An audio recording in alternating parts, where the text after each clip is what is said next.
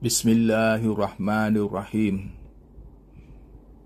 Assalamualaikum warahmatullahi wabarakatuh.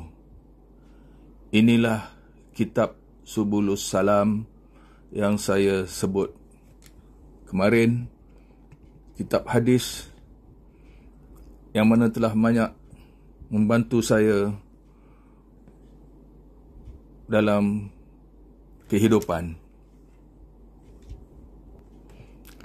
Bermula sekitar 31 Mei 1997, saya dan isteri telah cuba memperbaiki diri kami melalui kelas hadis Subulus Salam ini. Kelas ini telah ada lama sebelum kami mengikutinya di Masjid Khair yang lama di atas bukit di Chua Chu Kang. Kami hanya sampai ke sana pada tahun 1997.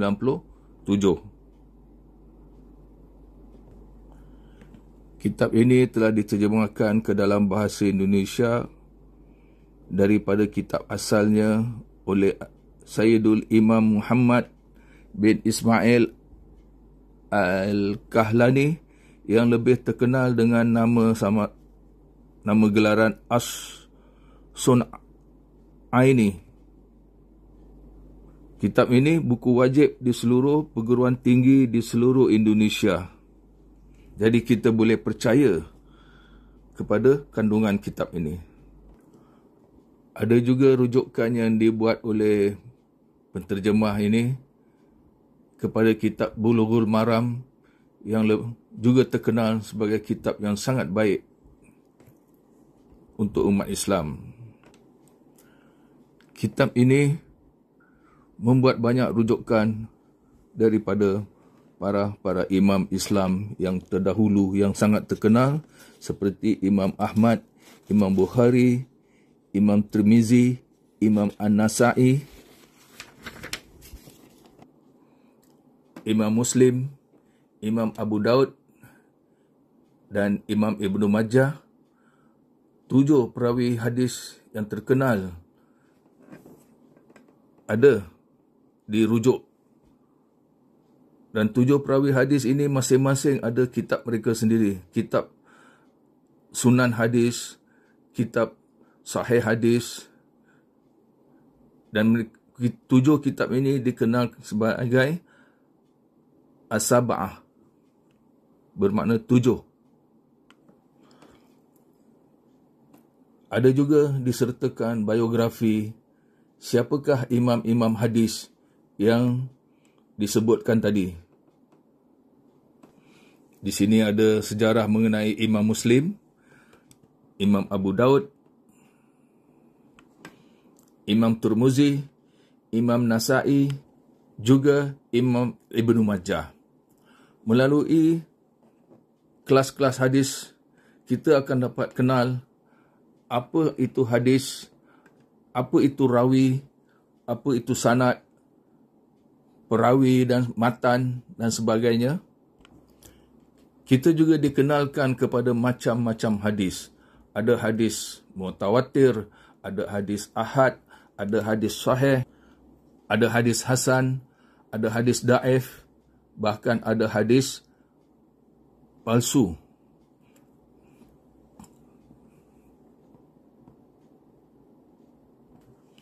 Yang tadi itu berwarna hijau adalah kitab Subulus Salam jilid pertama. Yang ini warna purple dan merah adalah kitab Subulus Salam jilid yang kedua.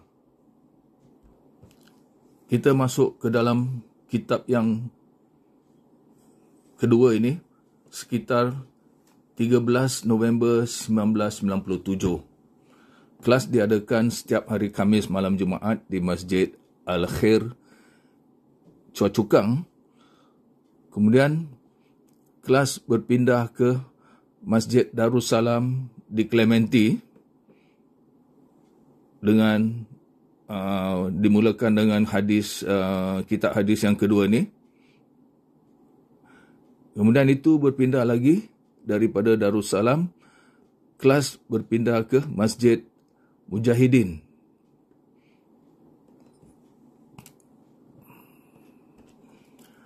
Setiap kali berpindah kelas, saya sangat gairah untuk mengikuti kelas itu walaupun dah berpindah. Dan waktunya tetap hari Khamis malam Jumaat. Bayangkan saya datang daripada Tampines untuk menghadiri kelas ini di Chua Chu Kang, di Clementi, di Mujahidin pada waktu malam, dan kita habis mungkin kita mula lepas isyak sampai ke kadang-kadang pukul 10, kadang-kadang pukul 11.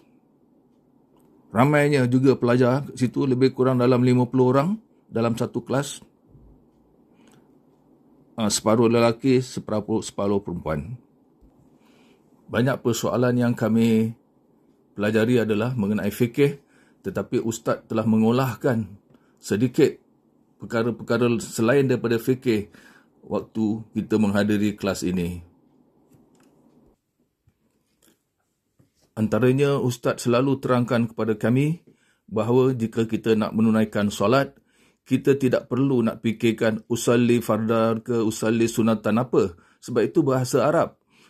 Kalau kita nak niatnya di dalam hati, iaitu, Ya Allah, saya nak solat sunat. Ya Allah, saya nak solat fardu maghrib. Bahkan kita tak perlu pun sebut atau niat dalam hati kita 3 rakaat, 4 rakaat. Asalkan kita tahu kita nak solat maghrib 3 rakaat. Yang penting bukan kita nak beri kefahaman kepada Allah apa yang kita nak buat. Tetapi kita nak niat dalam hati kita apa yang kita nak buat. Bukan kita nak terangkan kepada Allah apa kita nak buat sampai nak susah nak solat. Salli fardal apalah, itulah. Itu sudah menjadikan satu beban kepada kita. Kita lihat dalam hadis ini, Sayyidatina Aisyah mengatakan Nabi selalu solat 2 rakaat sebelum subuh. Kita lihat hadis ini adalah muttafaqun alaih, bermakna hadis ini disebut oleh kebanyakan imam-imam hadis tadi yang 7 orang. Bahkan sekarang ada hadis yang 9 pula. Makin banyak bertambah imam-imam hadis. Hadis ini pula kita lihat solat sunat 2 rakaat subuh, iaitu sebelum subuh, lebih baik daripada dunia beserta isinya. Jadi kita berlumba-lumba, bersungguh-sungguh menunaikan solat 2 rakaat sebelum subuh. Bermakna kita kena bangun awal sikit. Biasanya dilakukan selepas azan subuh. Dan ini akan memberikan kita ganjaran lebih baik daripada dunia dan seisinya. Bayangkan, tak perlu kita nak pergi tadi pondok ke mana kan. Kalau kita dapat amalkan solat sunat sebelum subuh ini, Allah akan berikan segala kebaikan yang Allah janjikan. Kita lihat di sini, hadis nombor 5, dia tulis, An Ummi Habibah. Iaitu hadis ini diriwayatkan oleh isteri Nabi yang bernama Habibah. Apa kata isteri Nabi?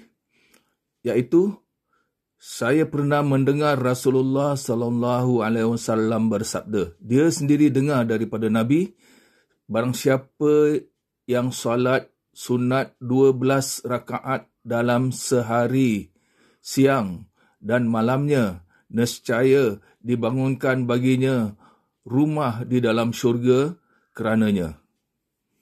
Hadis ini diriwayatkan oleh Imam Muslim. Dan ketika menghadiri kelas ini, ada benda-benda yang Ustaz Abdul Rahman terangkan dan kami tulis di dalam buku catatan apa yang ekstra yang Ustaz bagi tahu pada kami melalui pengalaman dia beberapa tahun di Indonesia dan di Saudi mempelajari hadis-hadis dan ilmu-ilmu agama seperti ini. Dan Alhamdulillah, saya sangat bersyukur pada Allah kerana telah memperkenalkan saya kepada kelas hadis ini. Di mana dalam kelas ini, kita tak adalah nak menyanyi-nyanyi, berzikir-zikir, beribu-ribu kali zikir, nak goyangkan kepala kiri, kanan dan sebagainya. Dan kami tak ada dengarlah cerita-cerita seperti tongkat Nabi apalah pergi,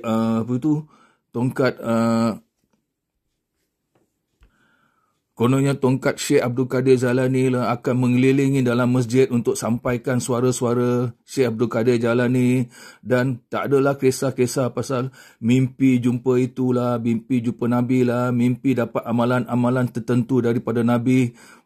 Itu semua perkara-perkara yang tidak ada buktinya. Tapi dalam pelajaran ini ada kitab hadis, ada bukti-bukti dia. Siapa cakap apa. Jadi kita lebih yakin dengan apa yang kita pelajari. Dan dia telah membuka minda kita kepada mencari kebenaran. Bukan hanya dengar ustaz-ustaz cerita-cerita itu, cerita yang ini, macam-macam